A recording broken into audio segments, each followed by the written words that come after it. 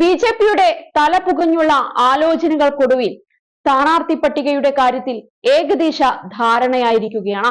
ലോക്സഭാ തെരഞ്ഞെടുപ്പിൽ ബി.ജെ.പി സ്ഥാനാർത്ഥി പട്ടികയിൽ അപ്രതീക്ഷിത നീക്കവുമായാണ് ദേശീയ നേതൃത്വം എത്തിയത്. വിവരങ്ങൾ ഇങ്ങനെയാണ്. മുതിർന്ന നേതാവ് പി.കെ. കൃഷ്ണദാസ് ഇത്തവണ മത്സരിച്ചേക്കില്ല. നിലവിൽ കാസർഗോഡ് മണ്ഡലത്തിൽ സംസ്ഥാന നേതൃത്വം നൽകിയ പട്ടികയിലെ പേര് പി.കെ. കൃഷ്ണദാസിന്റേതായിരുന്നു. കാസർഗോഡ് മഹിളാ മോർച്ച ദേശീയ എക്സിക്യൂട്ടീവ് അംഗം എം.എൽ. അശ്വിനിയെയും സംസ്ഥാന സെക്രട്ടറി കെ. ശ്രീകാന്തിനെയും പരിഗണിക്കുന്നുണ്ട്. മഞ്ചേശ്വരം ബ്ലോക്ക് പഞ്ചായത്ത് മെമ്പർ കൂടിയാണ് പുതുതായി മണ്ഡലത്തിൽ പരിഗണിക്കുന്ന എം.എൽ. അശ്വിനി. നേരത്തെ സംസ്ഥാന അധ്യക്ഷൻ കെ. സുരേന്ദ്രനോട് മത്സരിക്കണമെന്ന് ദേശീയ നേതൃത്വം ആവശ്യപ്പെട്ടിരുന്നു. പത്തനംതിട്ടയായിരുന്നു മണ്ഡലം. ഇക്കാര്യത്തിലും മാറ്റം വന്ന് പകരം അനിൽ ആന്റണി മത്സരിച്ചേക്കും. പത്തനംതിട്ടയിൽ അനിൽ ആന്റണിയെയും എറണാകുളത്ത് ടി.പി. സിന്ധുമോളെയും മേജർ രവിയെയുമാണ് പരിഗണിക്കുന്നത്. സംസ്ഥാന പ്രസിഡന്റുമാരും ജില്ലാ പ്രസിഡന്റുമാരും സ്ഥാനാർത്ഥികളാകേണ്ട എന്ന തീരുമാനമുള്ളതിനാലാണ് കെ. സുരേന്ദ്രൻ സ്ഥാനാർത്ഥിയാകാത്തത്. കേരളത്തിൽ ബി.ജെ.പി പ്രധാനമായും നോട്ടമിടുന്നത് 5 ലോക്സഭാ മണ്ഡലങ്ങളാണ്: തിരുവനന്തപുരം, ആറ്റിങ്ങൽ, പത്തനംതിട്ട, തൃശൂർ, പാലക്കാട്. 2019 തെരഞ്ഞെടുപ്പിൽ ഭേദപ്പെട്ട പ്രകടനം കാഴ്ചവെച്ച മണ്ഡലങ്ങളാണിതെല്ലാം. കഴിഞ്ഞ തവണ കെ. സുരേന്ദ്രൻ മത്സരിച്ചത് പത്തനംതിട്ട ലോക്സഭാ മണ്ഡലത്തിലാണ്.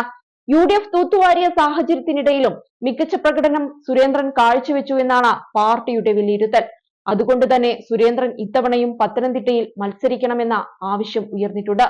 PC ജോർജ്, മകൻ ഷോൺ ജോർജ്, കുമ്മനം രാജശേഖരൻ തുടങ്ങിയവരുടെ പേരുകൾ ഉയർന്നുകേട്ട മണ്ഡലമാണ് പത്തനംതിട്ട. PC ജോർജ് മത്സരിക്കുന്നതിൽ SNDPക്ക് അതൃപ്തിയുണ്ടെങ്കിലും ഇക്കാര്യത്തിൽ ചർച്ചകൾ നടക്കുന്നുണ്ട്. തിരുവനന്തപുരം ലോക്സഭാ മണ്ഡലത്തിൽ ബി.ജെ.പിക്ക് ഒരു പേരിലേക്കെത്താൻ ഇതുവരെ സാധിച്ചിട്ടില്ല. കേന്ദ്രമന്ത്രി രാജീവ് ചന്ദ്രശേഖർ, കുമ്മനം രാജശേഖരൻ എന്നിവരുടെ പേരുകൾ ചർച്ച ചെയ്യുന്നുണ്ട്. നടി ശോഭനയുടെ പേരും മാധ്യമങ്ങളിൽ നിറയുന്നുണ്ട്. തമിഴ്നാട്ടിൽ സംസ്ഥാന അധ്യക്ഷൻ കെ. അണ്ണാമലൈ മത്സരിക്കാൻ സാധ്യതയേറെയാണ്. കോയമ്പത്തൂർ അല്ലെങ്കിൽ തെക്കൻ തമിഴ്നാട്ടിലെ ഏതെങ്കിലും മണ്ഡലം എന്നിവിടങ്ങളിലാണ് സാധ്യത. ഇക്കാര്യത്തിലും വൈകാതെ അന്തിമ തീരുമാനമുണ്ടാകും. ദക്ഷിണേന്ത്യയിൽ നിന്ന് ഇത്തവണ കൂടുതൽ ബി.ജെ.പി പ്രതിനിധികൾ ലോക്സഭയിൽ വേണമെന്നാണ് കേന്ദ്ര നേതൃത്വം നൽകിയ നിർദ്ദേശം.